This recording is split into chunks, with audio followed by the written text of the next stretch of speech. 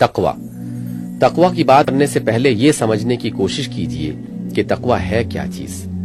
تقوی حقیقت میں کسی وضع و حیت اور کسی خاص طرز معاشرت کا نام نہیں ہے، بلکہ دراصل وہ نفس کی اس کیفیت کا نام ہے جو خدا ترسی اور احساس ذمہ داری سے پیدا ہوتی ہے اور زندگی کے ہر پہلو میں ظہور کرتی ہے۔ حقیقت تقوی یہ ہے کہ انسان کے دل میں خدا کا خوف ہو، ابدیت کا شعور ہو، خدا کے سامنے اپنی ذمہ داری اور جواب دہی کا احساس ہو، اور اس بات کا زندہ ادراک موجود ہو کہ دنیا ایک امتحان گاہ ہے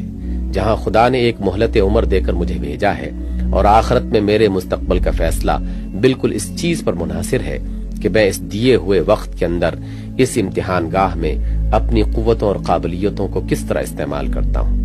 اس سر و سامان میں کس طرح تصرف کرتا ہوں جو مشیت الہی کے تحت مجھے دیا گیا ہے، اور ان انسانوں کے ساتھ کیا معاملہ کرتا ہوں جن سے قضاء الہی نے مختلف حیثیتوں سے میری زندگی متعلق کر دی ہے۔ یہ احساس و شعور جس شخص کے اندر پیدا ہو جائے اس کا ضمیر بیدار ہوتا ہے اور اس کی دینی حس تیز ہو جاتی ہے۔ اس کو ہر وہ چیز کھٹکنے لگتی ہے جو خدا کی رضا کے خلاف ہو،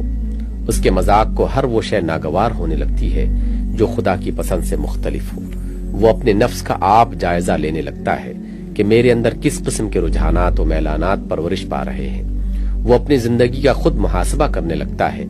کہ میں کن کاموں میں اپنا وقت اور اپنی قوتیں صرف کر رہا ہوں۔ وہ صریح ممنوعات تو درکنار، مشتبہ امور میں بھی مبتلا ہوتے ہوئے خود بخود جھجکنے لگتا ہے، اور اس کا احساس فرض اسے مجبور کر دیتا ہے کہ تمام اوامر کو پوری فرمانبرداری کے ساتھ بجا لائے۔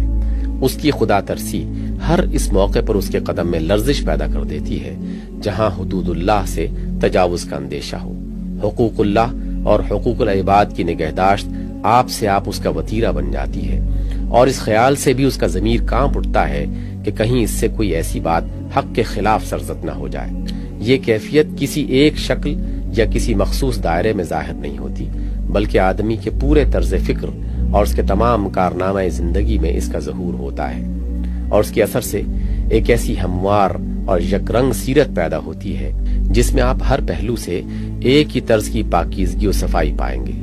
بخلاف اس کے جہاں تقوی بس اس چیز کا نام رکھ لیا گیا ہو کہ آدمی چند مخصوص شکلوں کی پابندی اور مخصوص طریقوں کی پیروی اختیار کرے اور مصنوعی طور پر اپنے آپ کو ایک ایسے سانچے میں ڈھال لے جس کی پیمائش کی جا سکتی ہو۔ وہاں آپ دیکھیں گے کہ چند اشکال تقوی جو سکھائیں گی اس کی پابندی تو انتہائی اہتمام کے ساتھ ہو رہی ہے، مگر اس کے ساتھ زندگی کے دوسرے پہلوؤں میں وہ اخلاق، وہ طرز فکر اور وہ طرز عمل بھی ظاہر ہو رہے ہیں جو مقام تقوی تو درکنار ایمان کی ابتدائی مقتضیات سے بھی مناسبت نہیں رکھتے۔ یعنی حضرت مسیح علیہ السلام کی تمثیلی زمان میں مچھر چھانے جا رہے ہیں اور اونٹ بے تکلفی کے ساتھ نگلے جا رہے ہیں۔ حقیقی تقوی اور مصنوعی تقوی کے اس فرق کو یوں سمجھیے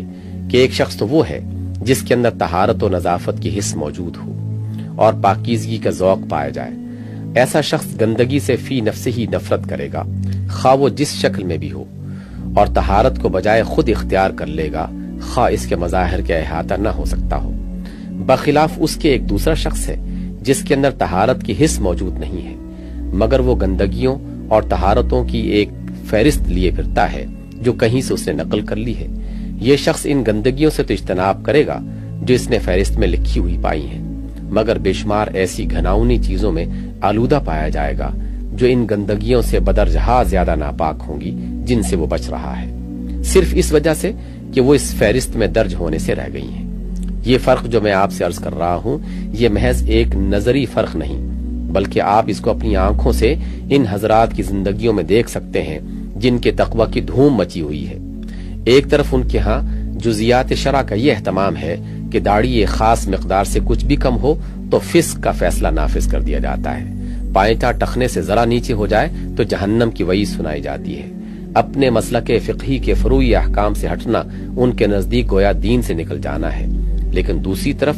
دین کے اصول و کلیات سے ان کی غفلت اس حد تک پہنچی ہوئی ہے کہ مسلمانوں کی پوری زندگی کا مدار انہوں نے رخصتوں اور سیاسی مصلحتوں پر رکھ دیا ہے۔ اقامت دین کی صحیح سے گریز کی بے شمار راہیں انہوں نے نکال رکھی ہیں۔ غلبہ کفر کے تحت اسلامی زندگی کے نقشے بنانے ہی میں ان کی ساری محنتیں اور کوششیں صرف ہو رہی ہیں، اور انہی کی غلط رہنمائی نے مسلمانوں کو اس چیز پر مطمئن کیا ہے کہ غیر اسلامی نظام کے اندر رہتے ہوئے بلکہ اس کی خدمت کرتے ہوئے بھی ایک محدود دائرے میں مذہبی زندگی بسر کر کے وہ دین کے سارے تقاضے پورے کر سکتے ہیں۔ اس سے آگے کچھ مطلوب نہیں ہے جس کے لیے وہ صحیح کریں۔ پھر اس سے بھی زیادہ افسوسناک بات یہ ہے کہ اگر کوئی ان کے سامنے دین کے اصلی مطالبے پیش کرے اور صحیح اقامت دین کی طرف توجہ دلائے تو صرف یہی نہیں کہ وہ ان کی بات سنی انسنی کر دیتے ہیں، بلکہ کوئی ہیلا، کوئی بہانہ، کوئی چال ایسی نہیں چھوڑتے جو اس کام سے خود بچنے اور مسلمانوں کو بچانے کے لیے استعمال نہ کریں۔ اس پر بھی ان کے تقوی پر کوئی آنچ نہیں آتی، اور نہ مذہبی ذہنیت رکھنے والوں میں کسی کو یہ شک ہوتا ہے کہ ان کے تقوی میں کوئی کسر ہے۔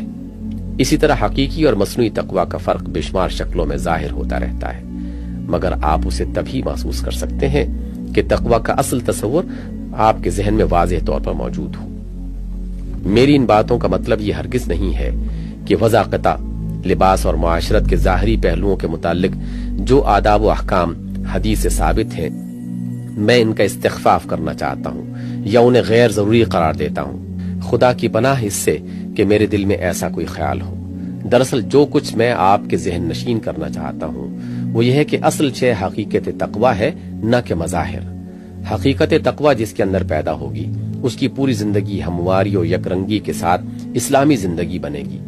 اسلام اپنی پوری ہماگیری کے ساتھ اس کے خیالات میں، اس کے جذبات و رجحانات میں، اس کے مذاق طبیعت میں، اس کی اوقات کی تقسیم اور اس کی قوتوں کے مصارف میں، اس کی سعی کی راہوں میں، اس کے طرز زندگی اور معاشرت میں، اس کی کمائی اور خرچ میں، غرض اس کی حیات دنیاوی کے سارے ہی پہلوؤں میں رفتہ رفتہ نمایاں ہوتا چلا جائے گا۔ بخلاف اس کے اگر مظاہر کو حقیقت پر مقدم رکھا جائے گا اور ان پر بیجا زور دیا جائے گا تو حقیقی تقوی کی تخم ریزی اور آبیاری کے بغیر مصنوعی طور پر چند ظاہری احکام کی تکمیل کروا دی جائے گی تو نتائج وہی کچھ ہوں گے جن کا میں نے ابھی آپ سے ذکر کیا ہے۔ پہلی چیز دیر طلب اور صبر آزما ہے، بتدریج نشو و نما پاتی اور ایک مدت کے بعد برگبار لاتی ہے۔ جس طرح بیج سے درخت کے پیدا ہونے اور پھل پھول لانے میں کافی دیر لگ جاتی ہے، اسی طرح سطحی مزاج کے لوگ اس سے اپراتے ہیں۔ بخلاف اس کے دوسری چیز جلدی اور آسانی سے پیدا کر لی جاتی ہے،